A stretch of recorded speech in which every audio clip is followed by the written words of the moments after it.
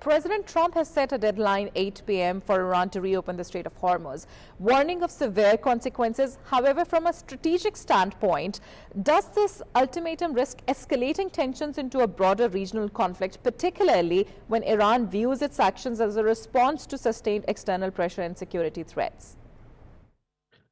Well, one thing is for sure that these communications are getting somewhere, and these, Pakistan speaking with all sides, and I believe they are close to getting a deal than ever before in last month plus time.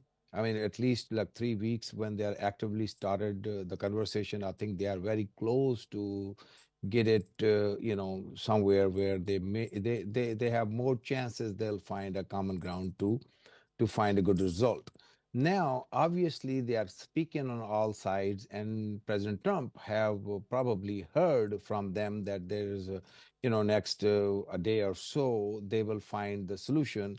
So he wants to take credit for that ahead of time, and he set his press conference and set this ultimate of till 8 o'clock tomorrow, which is in U.S. time. But at the same time, I mean, he always extended the things he already has mentioned in Trump era.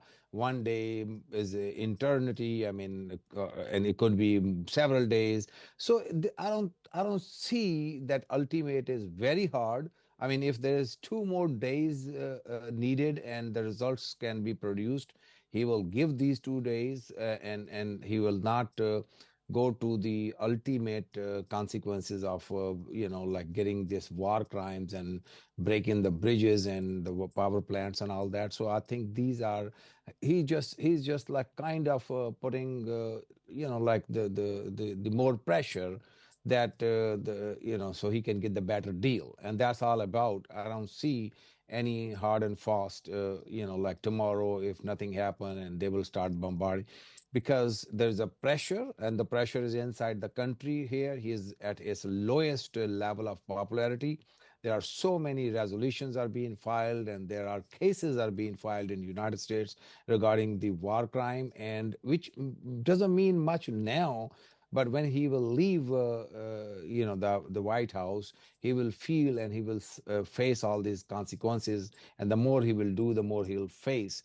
So I don't see that's going to happen. And tomorrow by 8 o'clock, either they will have majority of the things done, and they said, well, this is a good news, and they start celebrating, even if it's halfway done, or he will extend a couple of days or one day or 2 days more, because where we are today, I mean, nobody would and he has seen that already miserable situation where he has called so many world leaders, and nobody was kind of saying yes to his call and helping him.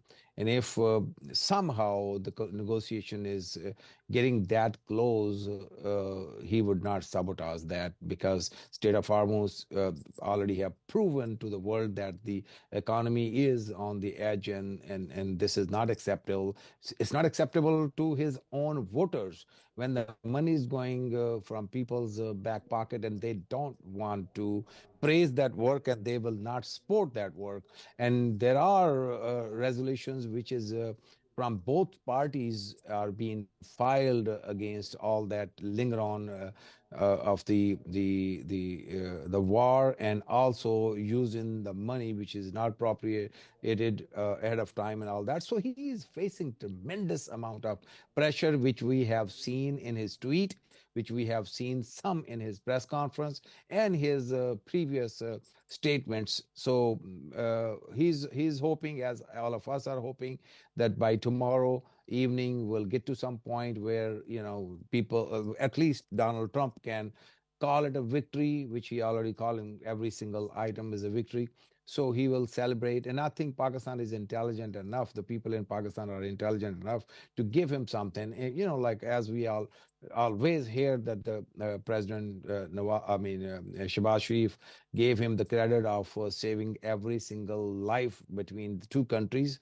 I'm sure Prime Minister, probably thought several times why I didn't say the whole global population, why he didn't say 5 billion people. I mean, he probably get more praises maybe every 30 seconds. But of course, I mean, if you don't go to the war, you save some lives, and this is a good action. It should be praised.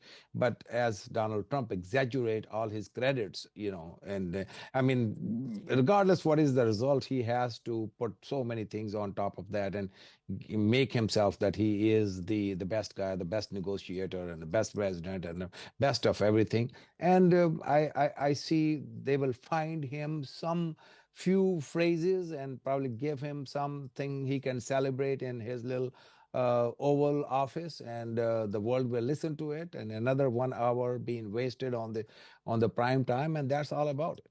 This is how we will see it tomorrow by 8 o'clock.